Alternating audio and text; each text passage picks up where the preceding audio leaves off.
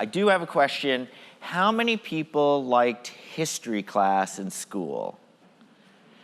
Okay, all right. Well, this is going to be kind of a history lesson, if you will. I'll try to make it more fun than your professors or teachers did. But if nothing else, I'm going to prove to all of you just how damn old I am, because we are going to go back and we are going to start in 1995. And I will tell you a little bit more about gen.video, but let's get into the presentation first. Also, for sure, because we are going to cover a lot of materials if we go back to 1995, ask questions as we go. It can be about anything. I'm going to sort of purport like I would experience the entire history of the internet. It's clearly not obviously true, but for sure, I'm happy to, I think it'll make much more sense and be a lot more fun if we do address anything that you want to dive into as we go along. Otherwise, you will probably forget, given the amount of material we're going to cover. If this was actually a class, this would be a survey class for sure. So we are going to do a short history of user-generated content. We're definitely going to talk about influencer marketing because that's what I am focused on today, and it's a really vibrant, fun, and exciting space. We'll even go through some research that we did there, and then we'll make some predictions about the future of shopping. I am not a futurist, but fortunately, I think one of the macro or meta lessons that might come out of this is it's actually not that hard to predict the future. What it is hard to do is time it and actually to change the future. So, you know, I do think hopefully some of the things that we'll see as we look backwards will help us understand that and how do we optimize around the world that we live in today. So again, there's sort of been three separate segments of the space that I generally work in, which is content created by what we would call real people. We can't even call them amateurs anymore because influencers can make a lot of money, and I may shock you as we get into that with some of those statistics.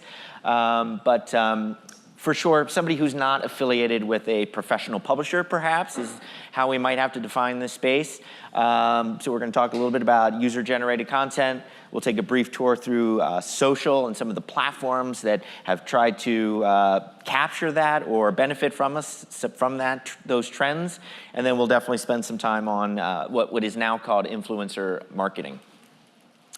And so the first thing is, let's talk about the birth of text reviews. So text reviews were born in 1995. They actually were built into Amazon from the beginning. That functionality was built into the site before the site was even publicly available. The first text reviews were therefore written by employees at Amazon. And again, so one of the things that's interesting, I now have employees who were not born when text reviews came out. That's very challenging for me to deal with psychologically. So I have to sort of remind myself and remind them that this was not inevitable. There were publishers, book publishers, Amazon was a book source, that refused to sell on Amazon at the beginning because they didn't like text reviews. They thought it was an evil idea and it shouldn't exist, right? So let's think about that. Who would want real people talking about my products? That's where we started from. Another thing that's kind of interesting, this is actually a screenshot from 2006, so much, much, much later. I will tell you the site didn't change that much between 1995 and 2006, but another couple just interesting things here. One, and the reason I picked this screenshot in particular, Toys R Us prominently featured. What's the news from Toys R Us? Of course, they're going away. So here's one of those meta lessons: don't sell your future to somebody else. Another thing is there's a lot of talk about how Amazon has, only recently gotten into apparel. Not true. They've been in apparel for 10 years banging away.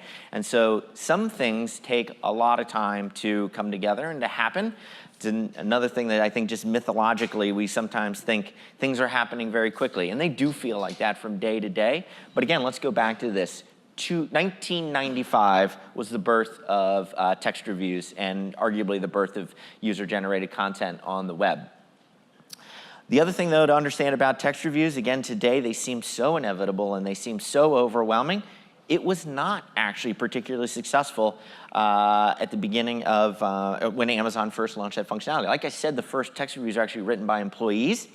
So FogDog was another early e-commerce site, actually one that did go IPO, and so it was successful. Unfortunately, they went IPO about the same time that Pets.com did, and as everybody knows, Pets.com became the poster child for stupid internet ideas at the time.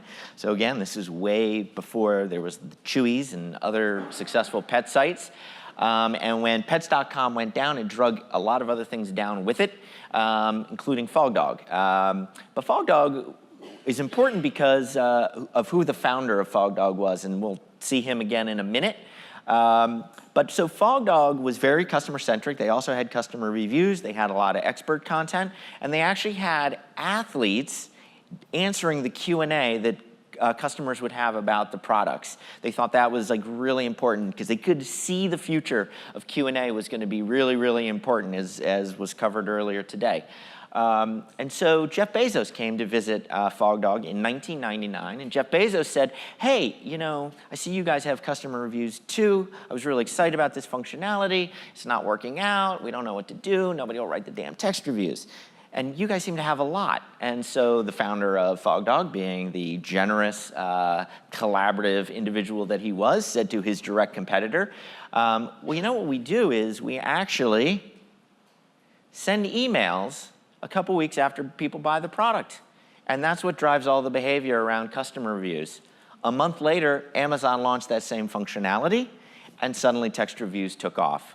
4 years later.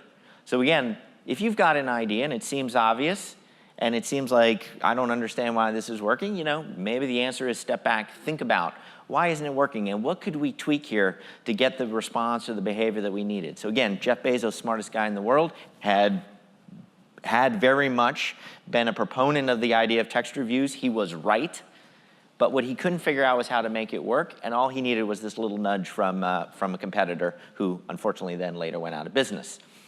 By the way, the founder of FogDog was also the founder of Power Reviews, who was a competitor to Bazaar Voice, and some of you may know that story. That could take an hour in itself just to talk the story of Bazaar Voice and Power Reviews. And of course, what they did was they basically brought text reviews to the rest of the e-commerce community. Very few sites actually had text reviews as recently as 2005, 10 years later, most e-commerce sites still did not have text reviews, the most fundamental functionality that you can frankly think of in today's world to bring the voice of the consumer to e-commerce. 10 years later, these two companies were founded basically at the same time, which is also one of those interesting trends. When you see two companies, you know, start at the same time, and raise a ton of money to go after an idea, it might be a good idea.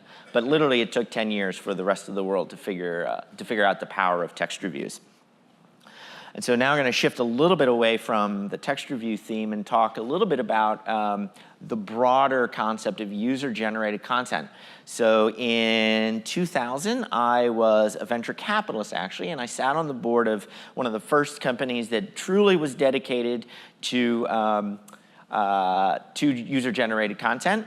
It was started by a guy who was the first head of digital at Procter & Gamble, so a super smart guy, and we're actually going to see him again a little bit later in the presentation. And so what did he decide to call his company? He decided to call his company Planet Feedback. Planet Feedback. Hey, I've got some feedback for you. How do you feel? You just tensed up, didn't you? You just think about that. I got some feedback for you. In 1999 or 2000, when we started this company, the idea of empowering, because Pete, who's the founder, his whole idea was empowerment. We're going to empower consumers, and we're going to let them unleash the feedback that they have for all these companies out there. Because back then, before the internet, the only time companies heard from consumers was when they called the 800 number, or even before that, when they sent a letter. You know how pissed off you've got to be to send a letter to a company? You're going to be really, really mad. And so, but that's what we thought. That's what we thought. And so when Pete left P&G to start this company, he was going to empower and unleash all the pent-up anger that consumers had about the products that they used. And so look at this. I want to rant. Like, look at her. She is so annoyed. And so, you know, so the only problem with Planet Feedback is it's a great idea, because again, consumers definitely wanted to talk. We knew that. The only problem was there was no business model. And by the way, a lot of companies in 1999 had no business model. So don't stare at me accusingly, like, how could you start a business without a business model? No one had a business model. But truly, the idea of selling a subscription to P&G to unleash consumer complaints was not something Procter & Gamble itself was very excited about. And if you couldn't get P&G excited about it, nobody was going to be excited about it. And so what are we going to do? What are we going to do? What are we going to do? So one day, Pete walks into a board meeting and he says, you know, it's the weirdest damn thing. We've been analyzing like all the stuff we're getting from consumers. Turns out 60% of the submissions that we're getting are actually positive. People are saying they love these products. And I gotta tell you, again, in 2000, so okay, it's 18 years ago, that was a revelation. The idea that people would be positive, would say good things about, wanted to say great things about products was just mind-boggling.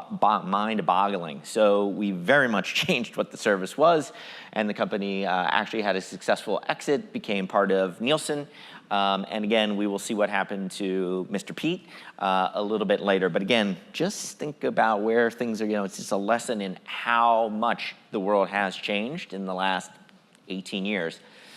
So the next idea that that I thought was super exciting in the space was a company called BuzzAgent, because again, this was, again, back in the day, what we were trying to do, we knew we wanted to tap into, everybody knew we wanted to tap into this consumer sentiment. And so the idea back in the day was there was this phenomena called word of mouth, right? And word of mouth was just this like magic that like chief marketing officers and brand managers wanted to tap into, where somehow mystically people would tell their friends about the product, and that was the version, that was virality in an offline kind of world, and sales would go up, and nobody could you couldn't figure out how to like make that happen. And so a guy called Dave Bolter, he had this idea that he would create virality, actually, and the idea of like this viral buzz around products, because he would get samples and he would send them out, and what you had to do is if you got a sample of the product, and then, you know, it was a book or whatever, you would consume it, and then you had to tell 10 friends face to face, because the concept that word of mouth would happen digitally, again, was nobody could think that way back in the day. So you had to tell 10 people face to face, and then you had to write reports on buzzagent.com about all the people that you told. It was a super successful company for a long time. They had 600,000 agents, which was just, an enormous army. But one of the interesting things to me about BuzzAgent, it had a successful exit. It got sold to the agency Dunn-Hunby. It took them about a decade to figure out one thing, which was, what could we do with all this stuff, all these conversations, all this 500,000 army that we have? It was never unleashed digitally. It took them about 10 years to figure out, like, what if we asked these people to write text reviews? Literally, it took 10 years before they actually thought to do that. So again, sometimes those ideas that in retrospect seem so obvious just take time. And so I would encourage you, as you do your day-to-day activities, think about things like that. So now we're going to shift, and we're going to talk a little bit about the rise of the influencers. Sort of where did these people come from? How did this happen? And since there have not been any questions so far, I'm going to ask you a question. Does anybody know what this example that I've got on screen is? Obviously, it's girls wearing dresses, but beyond that. Does anybody know the significance of these images? Very interesting. Okay, so Lord & Taylor had this $88 red dress that they wanted to do a social media campaign about. And so they hired 50 influencers to do, through their agency, to do Instagram posts. All 50 influencers posted on the same day, and suddenly, so if you were a woman who followed fashion on Instagram, you started seeing this dress all of a sudden, boom, boom, boom, boom, boom, everywhere. The dress sold out, It was a massive success. All these articles got written about the success of it, but there was one little problem. Any guesses as to the problem? Maybe now you might recognize the story. Is there, okay, so there is a distinct lack of disclosure on these images. They actually told the influencers, do not disclose that this was a sponsored campaign. Of course, it was a sponsored campaign. Lord & Taylor was behind it. The FTC came down, and Lord & Taylor got in a bunch of trouble.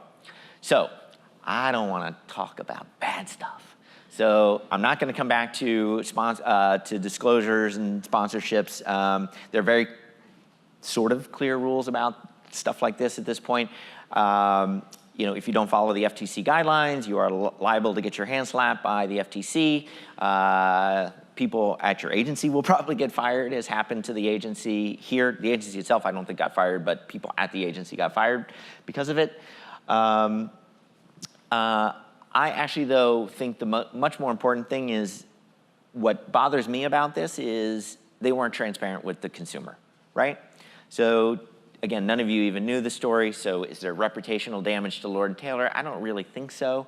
You know, what were the implications of the FTC coming down on them? I don't think they were actually that significant. But again, they weren't transparent with consumers, and that's the thing that will kill the golden goose, if you will, if you think it's a golden goose, is not being transparent and letting consumers know what's going on. Because again, if I bought the $88 dress and then I found out it had been a sponsored campaign, I think I would have felt a little duped, and you know, the dress might have found its way to the back of my closet. If I knew it was sponsored and I still loved it, who cares? It's great, right? And most people now know that a lot of this content is sponsored. They just want us to be transparent about it. So that's the object lesson for the day on that. So let's go, now we're in around 2006.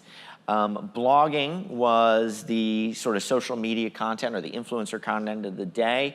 You really hadn't seen Instagram launched like right about that time. YouTube was just launching right about that time. So it was text blogs. That was the thing.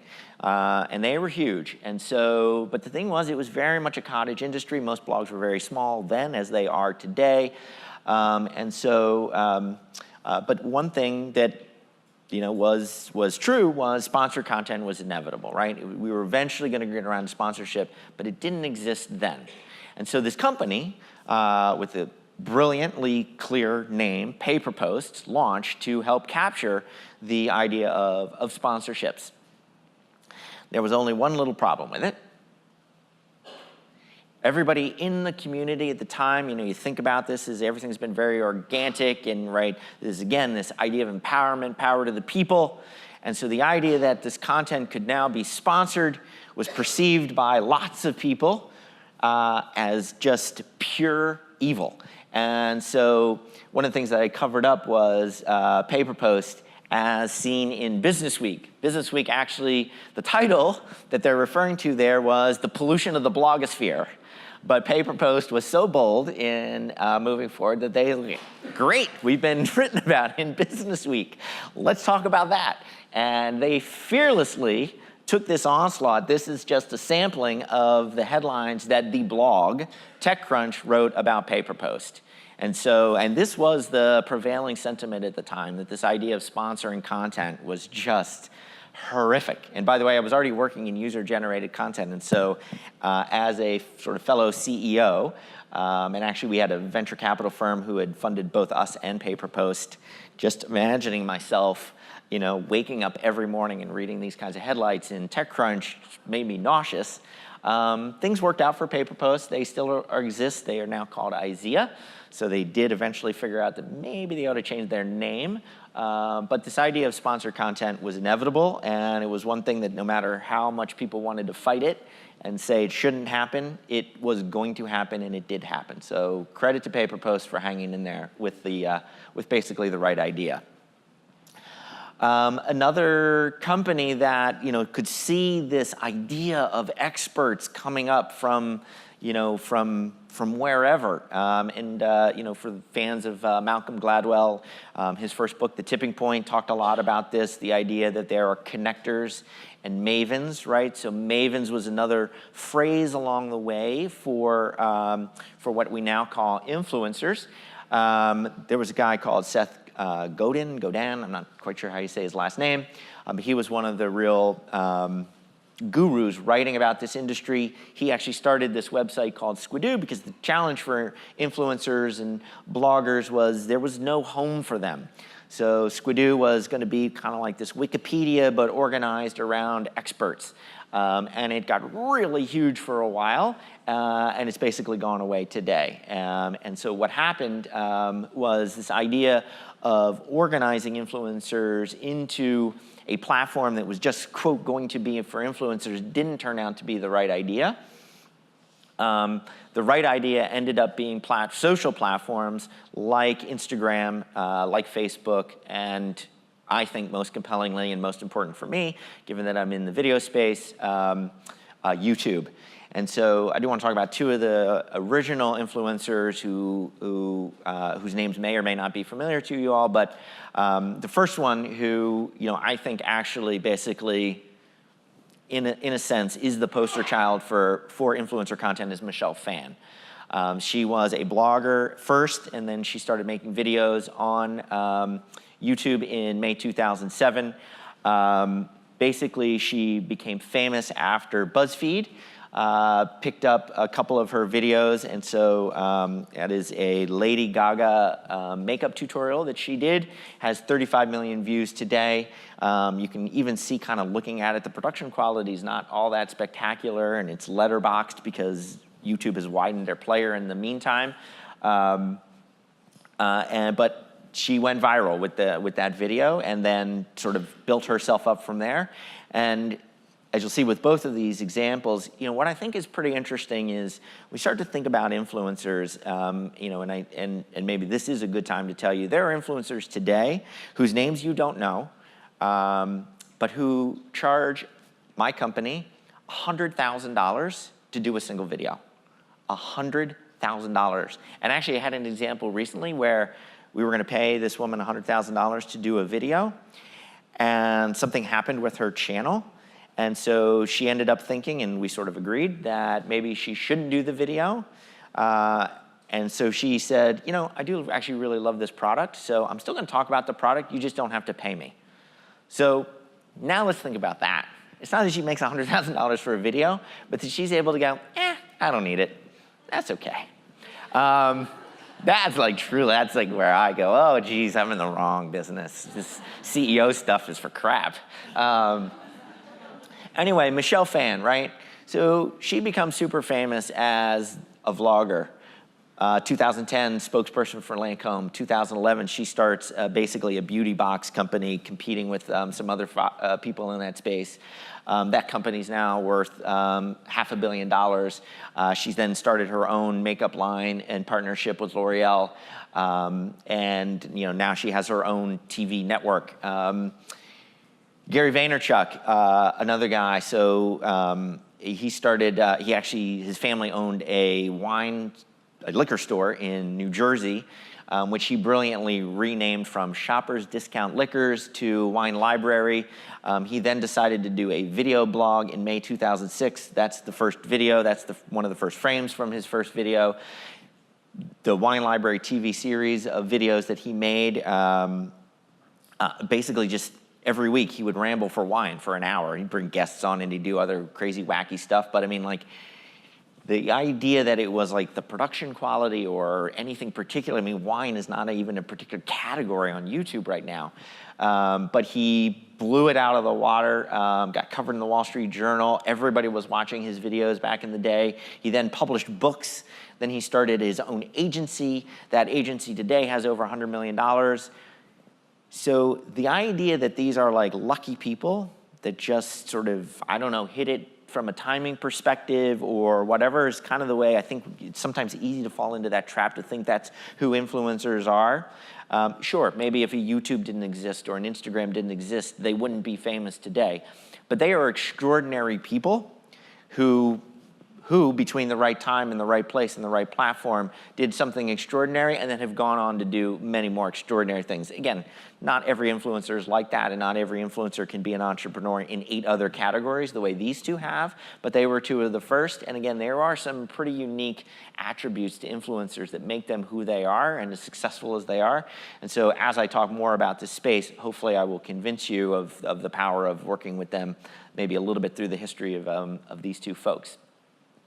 So influencer marketing today is about a $3.5 billion industry. It is very fragmented. There's not a lot of great studies on the size of it, but it is definitely enormous, and it is definitely growing. And I will actually tell you, I was working the company that I founded, gen.video. We were doing more traditional user-generated content before we shifted to influencer. Oh, by the way, there's our friend Pete from Planet Feedback. And so I would totally endorse the quote that he's got, right? Because he started Planet Feedback. I started this user-generated video company. Influencer marketing has exceeded anything any of us could have possibly imagined. It is just a phenomena. It feels sometimes like it's going to eat the entire media and marketing landscape, especially when I go down in the basement and my son is not watching TV, you know, not doing the things that that I did growing up, but watching, you know, influencer content in his vertical of choice on his phone, which is also something we'll talk a little bit more about. Okay, I am going to do a quick, just a little brief overview of who we are, who gen.video is, and what we do. So we do tap the power of influencer marketing to drive e-commerce outcomes. And so that was, our vision was always, man, video is going to have a really huge impact on e-commerce, and there's something going on with these text reviews and the power of real consumer voices, and so we want to put those 2 things together. That's what we're going to do. Again, I think I was brilliantly correct around the idea. I just think I was about 10 years too early, so there we go, back to that whole timing thing, and things take longer to happen. As fast as they feel like they're happening, they take longer to happen than you sometimes expect. But that's okay. We just keep chipping away, doing our thing. So what we do is we get quality content from influencers. And the great thing about influencers today, the quality of the content they generate is so high that, again, there are reasons to use professionally produced video. I'm not against professionally produced video in any way, but the production quality today, the 2 actually match up pretty nicely, right? So you are never going to, with a quality influencer, feel like, ooh, like, that content quality is not quite there. The equipment they have, the capabilities that they bring to the table, you can get that content, and as Nathan said, you should have the rights to be able to use it in any way you would want. We definitely do that as part of our service because we want brands not only to use the content as influencer marketing, but we want them to put it on their brand site. We want them to create TV commercials out of it. We want them to use it in any way they can imagine, royalty-free. So one, we produce quality content. It's just our producers are the influencers themselves. Second thing we do is then we have them post that to their social channels. In the old days, we used to generate these videos, and we would have the brands posted to their YouTube channels where no one would watch it. So the beauty of influencers is they have their own following. It's passionate. They are trusted. And when we put that content onto the influencers' channels themselves, it is basically awareness. It is a media buy that just happens to have a whole bunch of other benefits embedded to it. So again, we hopefully get hundreds of thousands of views of that video on the YouTube channel.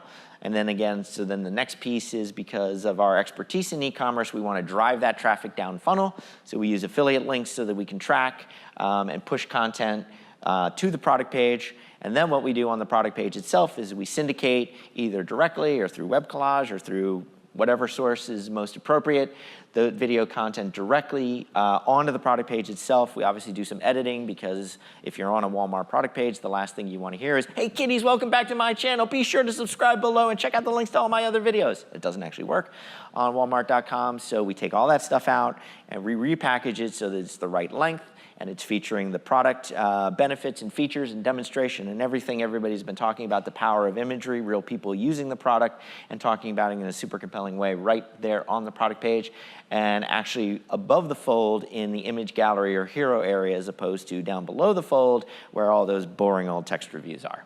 They are so 2005. I mean, 1995. Okay, I'm going to go into some research. So again, I'm going to stop here and ask, does anybody have any questions about anything we have talked about so far? All right, excellent.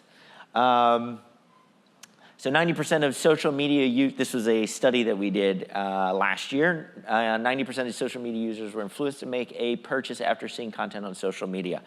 So absolutely, for sure, this is, your customer is on social media, and whether they know it or not, somewhere in that feed, they are getting product ideas from their friends, from influencers, from others, and that is changing their purchase behavior. It is the new advertising of today. So if we have ad blindness, which I think a lot of us have, what we don't have is the blindness to the social media that we are consuming seemingly 24/7, and it is affecting the things that we buy.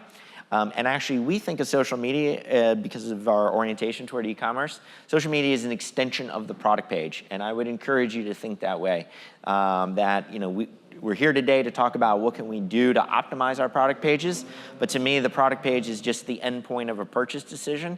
And you should think about, as these worlds all converge, that the product page extends out onto Facebook and extends out onto YouTube.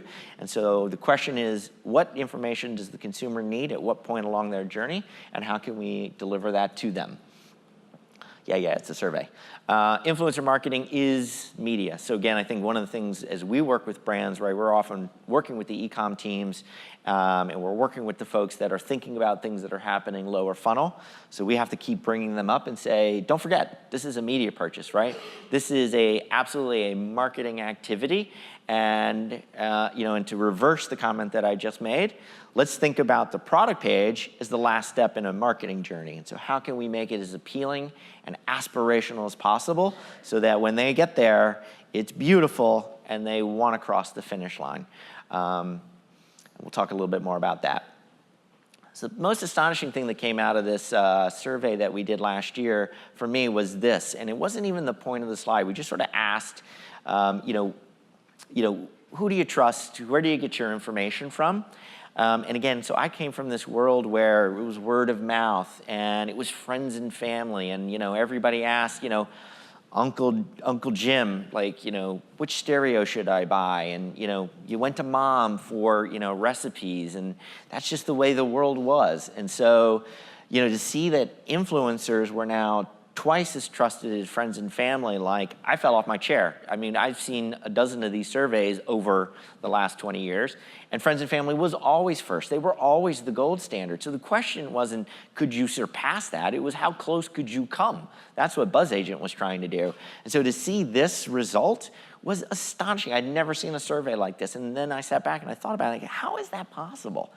How can I trust some influencer on YouTube? I mean, I'm in the business. How can I trust a YouTuber on influencer on YouTube more than I trust Uncle Jim? And I'm like, Uncle Jim actually doesn't know that damn much about a stereo. Like, he's had the same one for the last 5 years.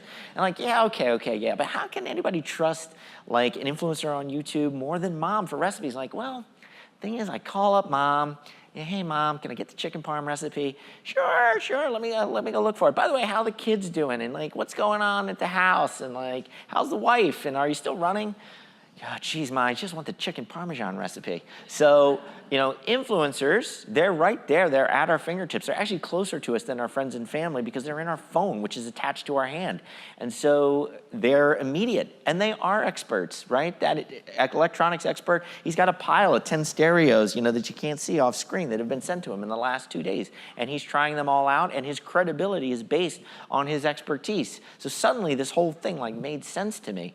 What was the second most exciting thing about this finding for me was brand was right there beside the influencers, actually more influential than friends and family. So this whole thing that, again, some of us that have been in the business and actually consider ourselves brands, partners and clients and important people. Brands have gotten bashed for the last 10 years, the rise of the consumer, and it's all consumer-generated media, and nobody cares what brands think, and everybody hates advertising. Like, not actually true. We understand as consumers that brands actually know something about their products. And by the way, like the comment about we've been responding to the text reviews and we've made our product better, right? Like that people understand it. There aren't a lot of crappy products out there anymore, and consumers are getting used to the idea that brands are listening to them, and that's re-empowering brands. And I think you kind of see that here. And again, maybe it's a little too much to read all of that into that one finding, but brands do have a very important voice, and and don't let anybody, especially a guy like me selling influencer and user-generated solutions, tell you otherwise, right? It is the two together, I think, becomes like incredibly impactful. So don't let your own voice get submerged. Influencers are experts, though. This is the thing I think we all have to kind of come to grips with, right? They are just unbranded experts. So again, 10 years ago, like a CNET was like super important in electronics. And they're still around, and I think they're doing fine. But honestly, right, it's actually, I want to find the influencer that's right for me in the categories that I care about. And they are, again, right there. They're not hard to find on YouTube. And I can follow them, and they're interesting. And I feel like I can relate to them in a different way that I can relate to professional publishers. I can chat with them. I can leave comments. I'm part of the dialogue. They are incredibly influential with their following base. I'm a huge believer in video, so to me this is not an astonishing one. Look, I think the world tends toward rich media, right? I'm a reader. I love to read. I take my Kindle with me everywhere I go, but the reality is, for most of us, including myself, I'd rather watch something. I'd rather hear about it, right? There are a reason that newspapers are dying, and visual forms of communication are on the rise. You get so much more out of 10 seconds of video than you do out of reading for 10 seconds. It's all these emotional subconscious cues that are going on. And so one thing, and I think everybody said it kind of today already, but we are moving toward a visual world, and I would encourage you to spend your time relatively the same way. There will always be a place for product specs and bullets, but the world is visual, and product pages will definitely move that way. Another great thing about video that sometimes does not get talked about enough, video stops people. So, what's the value of video on a product page? What are we all fighting? We're all fighting against people browsing around like 80, there was the comment, 6 seconds. If you haven't captured them in 6 seconds, they're on to the next page. Well, the beauty about a video, you can make 6-second videos, as Amy said, but a lot of times those videos are longer. A lot of our videos, purpose-built for product pages, 45 seconds to a minute and a half, depending on the category. Well, guess what? If I stop somebody for 30 seconds, that's 5 other pages, apparently, that they haven't visited. And it gets them out of comparison shopping mode. What's the cheapest price? What's the cheapest price? What's the cheapest price? It gets them into, I really want this one. I want that product. This is the right product for me. Look at that. That kitchen looks like my kitchen. And so we literally have surveyed this, and people are willing to spend more money on a product. They start to move into that's the one for me mode, and out of, can I get 25 cents off? One of the real secret trick values in rich media. And so, again, one of the other values of video and social video is this idea of experiences that other people are having, right? It is the way we shop and the way we make decisions emotionally is we are trying to figure out what everybody else is doing. And again, we want to have our own style, but our style is an amalgamation of what we've seen and sort of the way we integrate those things into our life. So it is very important to be able to visualize myself using that product, even if it's laundry detergent. How's it going to look? How am I going to feel about being associated with this brand? And so that is one of the, again, real benefits that we think comes through with video is we tend to believe things that are in motion and that we can watch and, experience viscerally, vicariously. It is definitely, by the way, a millennial-driven force in influencer content. So one of the hard things for me, I am not a millennial. Can't even remember being a millennial.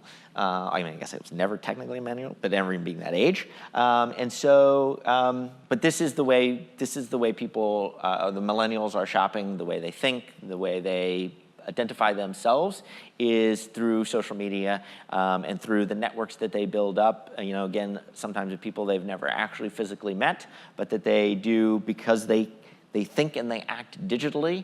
To them, those relationships are as real as the relationships that for guys like me, had to be face-to-face. And so one of the things I do think that, I want to be sensitive to, and one of the themes that, as I was talking to guys like Andy, who started FogDog and Power Reviews, and Pete, who started Planet Feedback and is now the head of digital at Nestle, you got to be sensitive, very contextually sensitive. And I do think, there are different times where there are different types of content that make sense, and there are different, depending on the behavior that you're trying to trigger, different platforms that you want to be on.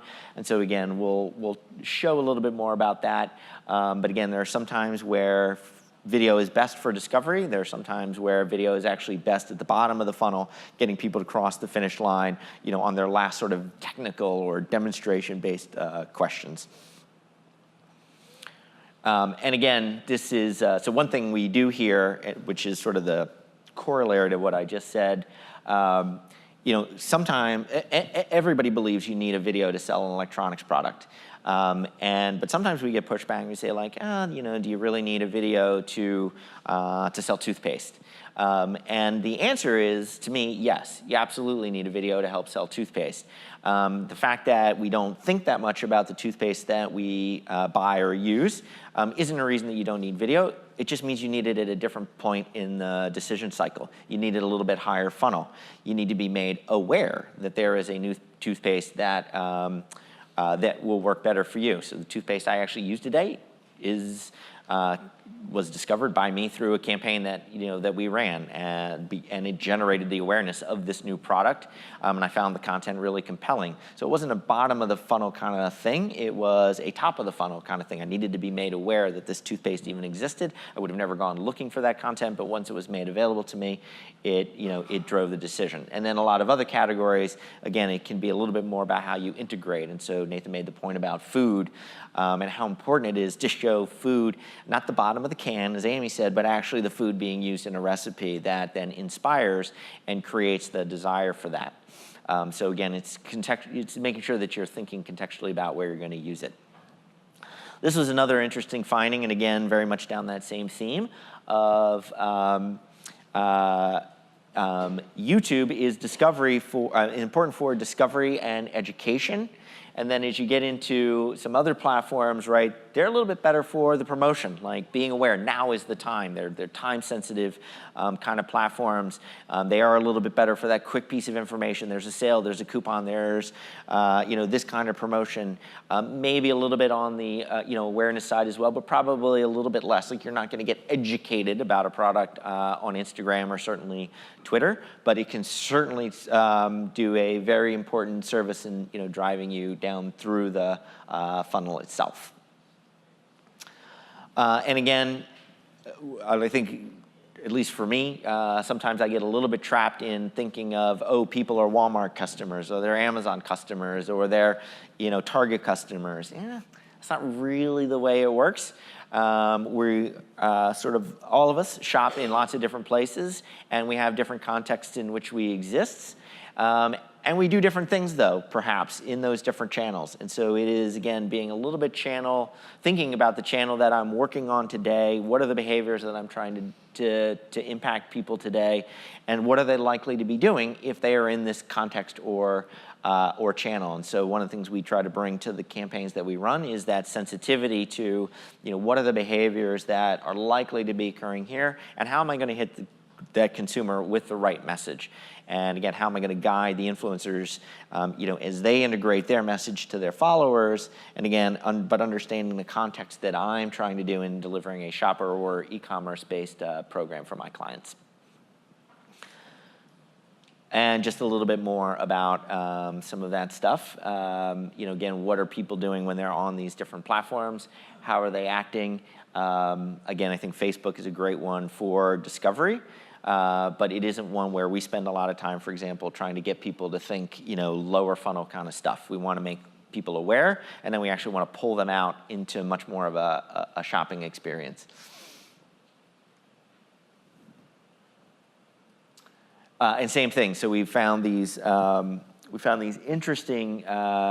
divergences in where different consumers were, who had a propensity toward one retailer versus a different retailer, where they were getting their product information from, and what platforms, where they most had the highest affinity toward.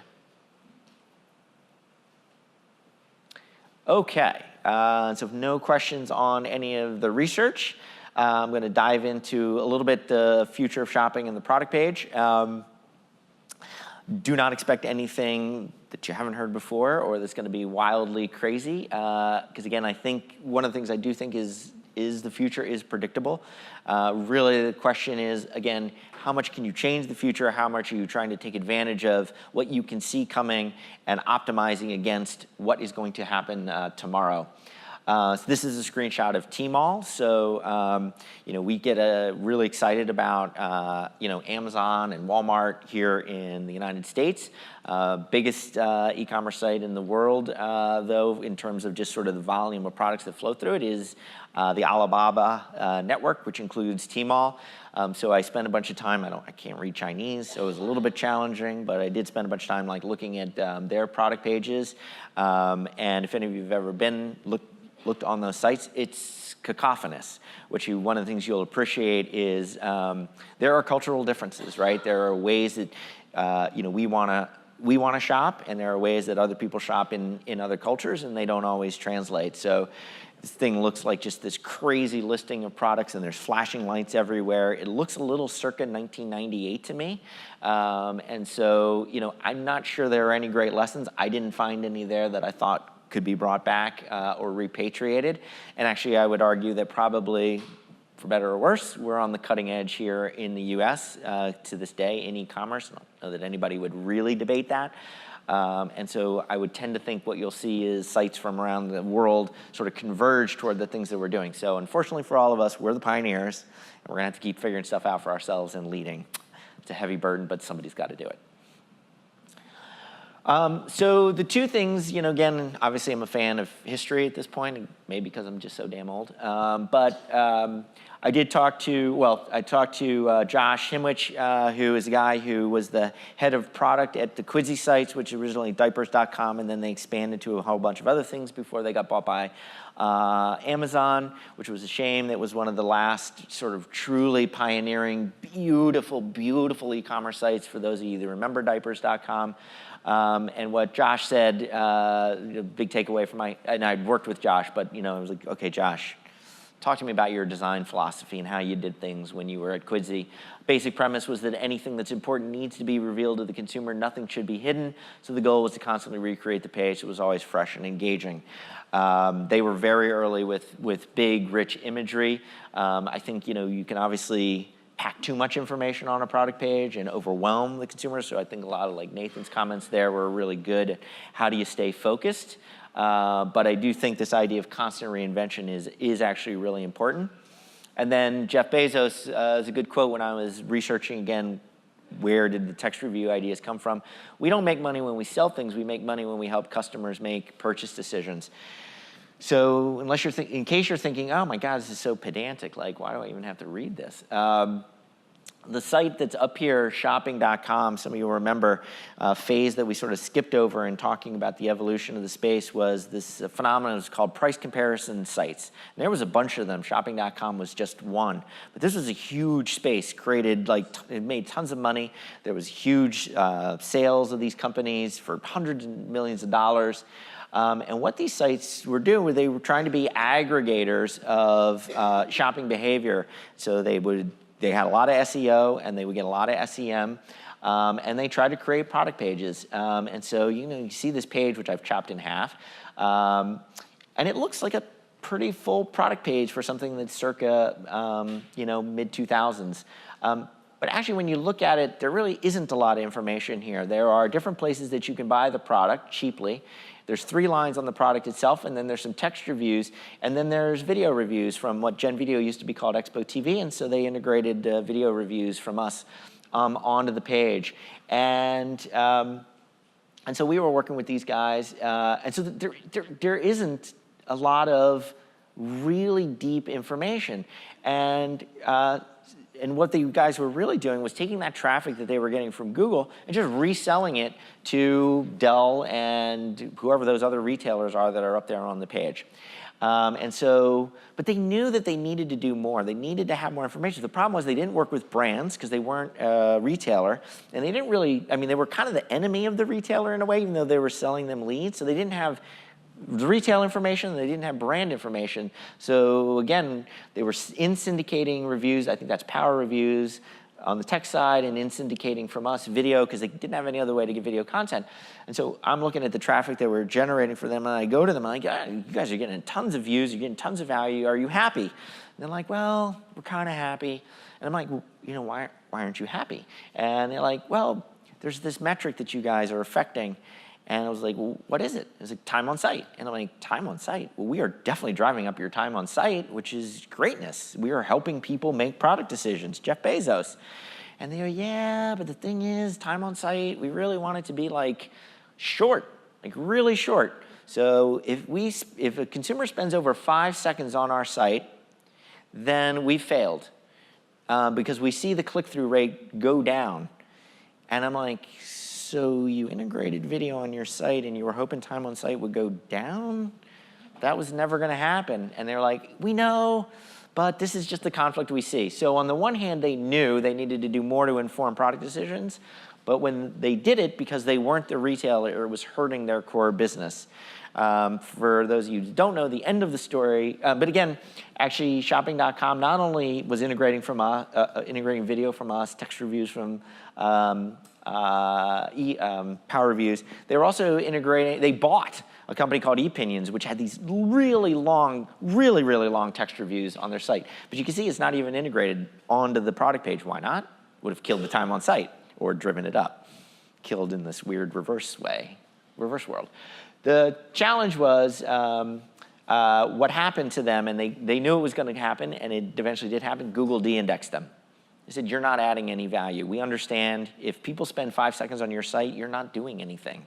So you're just this sort of middleman. It's just an arbitrage play. And they ended up killing the whole industry basically in a week. So a really interesting thing, and shopping.com knew it was coming, but they couldn't do anything to change it. So it's operating within the context of the world that you find yourself in, but trying to understand the big picture. I love the Walmart redesign. I was so excited. It was like, I can't believe this is happening as we're having this content conference. As I said, I promise I had already written this slide when, except I obviously didn't have that picture until yesterday. I didn't know that the redesign was gonna get announced, but so happy that it did. I think everything that they're doing is super smart. Love the personalization. So one thing about personalization is, it's so obvious to do, and it's not that complicated. There's tons of technologies that do it, but L2 research just came out a couple weeks ago and said they had done some research and only 20% of retailers were using personalization. Well, when Walmart.com does it, I think we'll see that number shoot up. So again, it's one of those things that technology is 10 years old. Only 20% of people are using it. It's inevitable, and so now I think we've though hit the tipping point when the second biggest e-commerce site adopts it. I think we'll start to see that, and I think it's going to be great, and I think it's the perfect thing at the perfect time. So bringing in all those things is wonderful. The other thing though, again, that sort of goes along with that a little bit is what I call proportionality, and that is understanding not just me, Bill, but understanding the product that I'm shopping for, and so.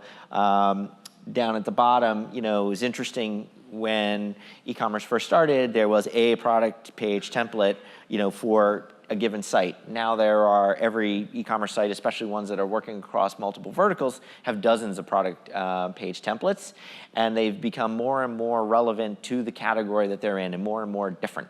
And you can sort of see that as you bounce from category to category, like on an Amazon, and a little bit on Walmart.com as well, and then presumably even more so in the next iteration. And again, that's where the comment was made earlier. Make sure you look outside your category to see what's happening in other categories. It's really critical to understand what's the information that's relevant in the category that I'm in and what is happening in other categories that might be relevant.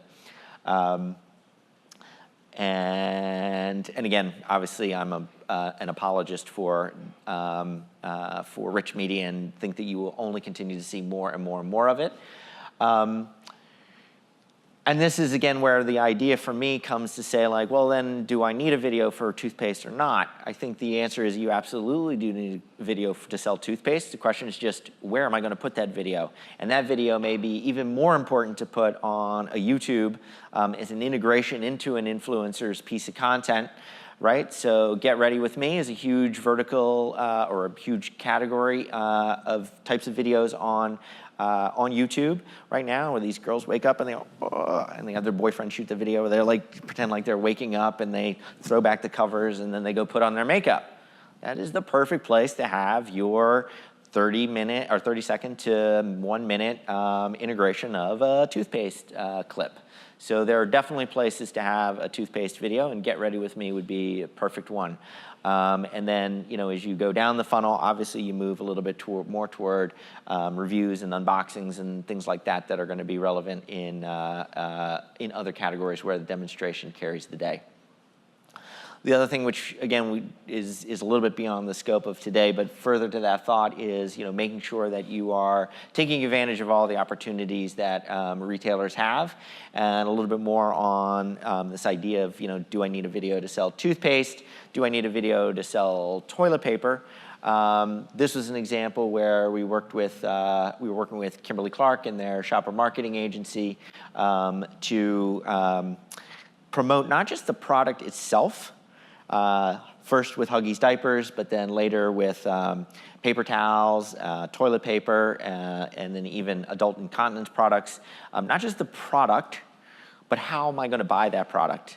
And particularly in that category, right, a subscribe and save was really important. And so we married those things together in a theme, and it was extraordinarily successful. And so again, these ideas of, you know, now in-store pickup, you know, what are the perfect products where that's going to be super relevant, and how can I marry myself to that and make a campaign out of that, either bringing it onto the product page or taking it off the product page, but delivering that same message through a marketing campaign that's going to deliver those types of results.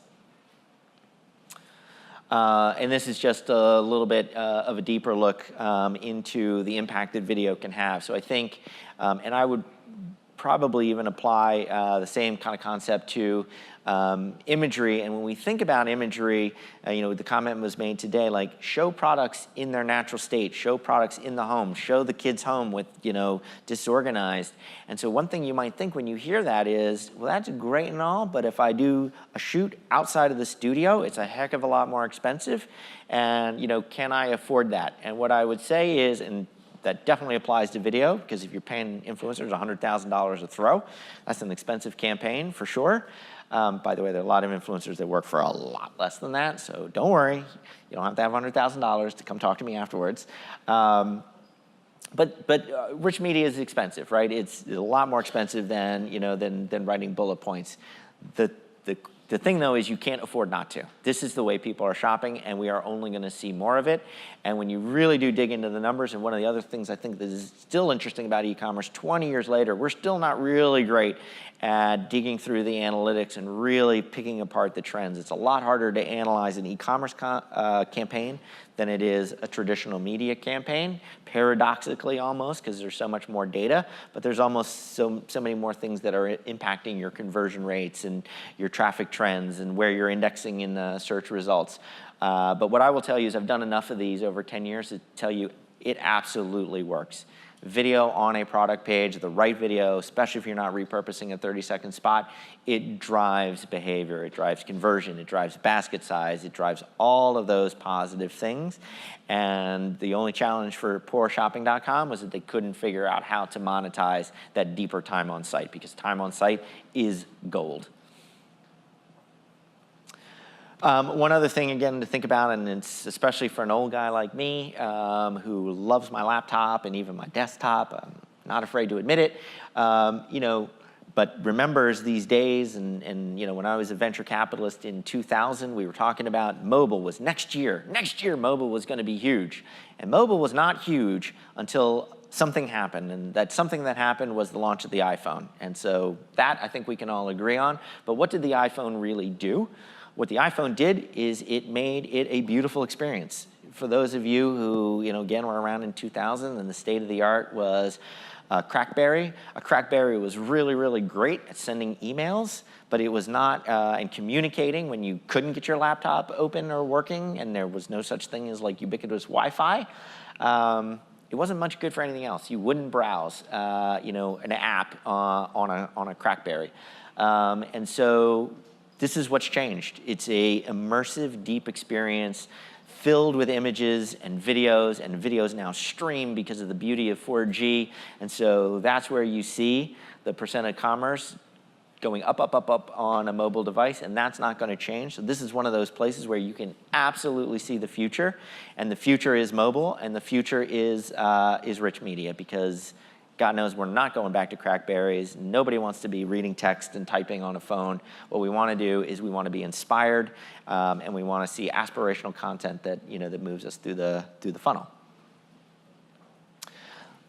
Another one that you can definitely see the future, but I will tell you, I don't have great predictions of how this is going to play out, but I think it is incredibly interesting that we're all talking about voice. We all know it's going to happen. We all know it's coming. But here's the thing. Think about product pages. They are extraordinarily quiet unless I press play on a video. And there are no autoplay videos, at least none with sound, on product pages. So product pages may be the quietest place on the internet right now, yet voice is the thing that we're thinking about as much as anything in terms of innovation in e-commerce. Those two things can't coexist forever. Somehow sound and voice is coming to the product page itself. We just have to figure out how that's going to happen. And I don't know. I hope influencers are part of it, because otherwise I won't benefit that much. We do think it's really compelling to take the soundtrack, the audio track, out of an influencer video. That's one of the other great things about influencer content. Not only can we chop up the videos themselves, but we have transcripts that we can use for quotes, we have images that we can use for imagery, and we have soundtracks that we can use for voice applications. So we think that is really, really interesting. Just don't quite know what that looks like when you put it onto a product page, or how you put it on a product page just yet. And again, I think hopefully at this point it's pretty obvious. We think we're only going to see more video integrated into the product pages. Some of you may have already started to see, but on Amazon, they are now using a light box to present video, which labels them at the top of the page to have multiple videos now embedded into the image gallery. They've also started dividing images and videos apart when you click into the light box, so clearly they believe more video is coming. They've long featured what they call related videos down below, which is an area that they can fit 10 videos in a strip right above the text reviews. So again, one of the things I think we start to see is text reviews are amazing.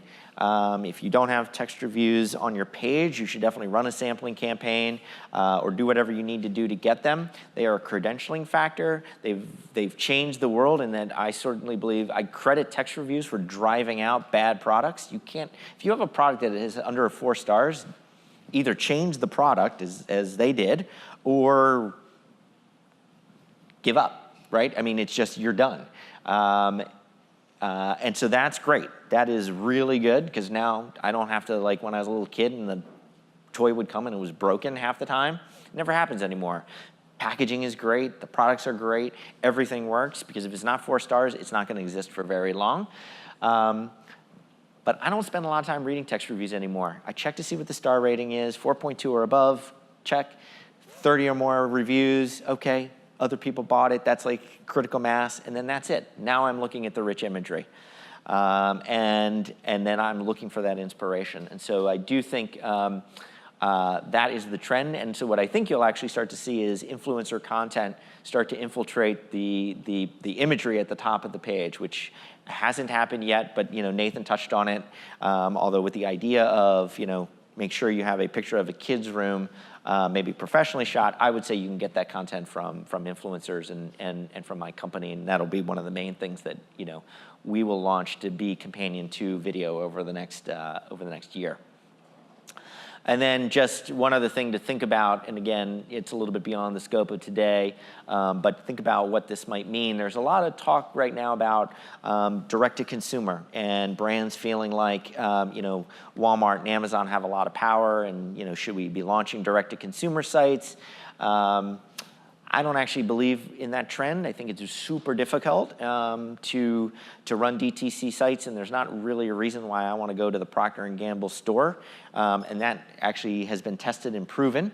But there are some things that, that can occur around personalization and customization of products and different ways to get people involved with your products. And I think, certainly when you work at a company that's able to do that, like with the Lay's example and everything that they've done to create custom recipes over the years based on PHAN suggestions, bring that onto the product page. I think that involvement with consumers is amazing, and where there are opportunities to personalize, I think that's great, and I think that is the way this next wave of what's being called the direct-to-consumer sort of push will end up playing out. And then last couple of slides. So again, just in terms of if you are thinking about doing more with influencer especially, think about the new purchase decision. So the funnel is shifting and changing in a world where influencer marketing is influencer media. So there are different ways and there are different entry points that they're going to get to the product page. So what are those? Understand those, and hopefully find ways that are paths that are as short as possible, and that is very doable. So Instagram is launching new functionality to improve shopping. Pinterest is doing the same thing. YouTube is inherently shoppable the way it works. And so again, understand that funnel and how people are getting to your product page. Sort of similar thought, right? Think holistically. Think about how can we be using these social platforms to drive people down funnel, and then supporting them on the product page itself. It is logistically complicated, but it is absolutely worth the effort to do it. And this is just sort of the reiteration of the contextual point, like understand what people are doing on the different platforms, what it might imply for where they are in the funnel. Is it a discovery device, or are they trying to educate themselves? So again, if you think about YouTube, right, we all go on YouTube to learn how to change a tire or make a recipe, right? So it is an inherently educational platform. It's a great place for a brand message where you need to convey some educational benefits. Instagram, maybe something different, maybe purely inspirational. And again, we talked about the Kimberly-Clark example. So, I think the thing is, when I spend time with brands, right, there's always that tension between, working with Walmart, Walmart's interests and our interests as brand representatives. The reality is, right, Walmart is and as is everybody, right, in a battle and a struggle to succeed and win and gain market share. And so it's thinking creatively about the ways to partner and support their mission along with our own mission. And so one of the things we love to do in our campaigns, which always start generically, like non-retailer specific, but when we can add that specific retailer message, have this influence, have the influencers talk about their Walmart experience along with talking about the product, we think is super, super compelling. It's almost like a gift to the retailer, and how can we take advantage of this in good faith? And when you do that, you can create some real mutual wins.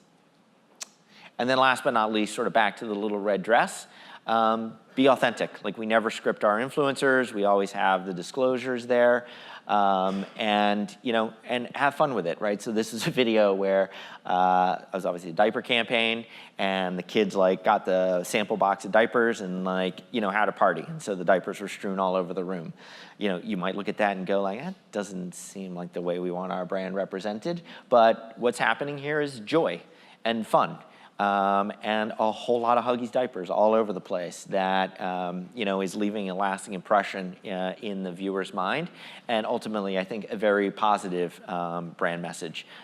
So, I think as long as you're transparent in your sponsorships, and, you're embracing the influencer and the fact that they are the experts in appealing to their subscribers, I think there's some really great magic that can come out by unleashing that creativity. And that is it. So thanks, everybody. I think we actually are really close to lunch, actually maybe a couple minutes over. Any burning questions you think for the group? Otherwise, we can I'll be around for the rest of the day. Thank you.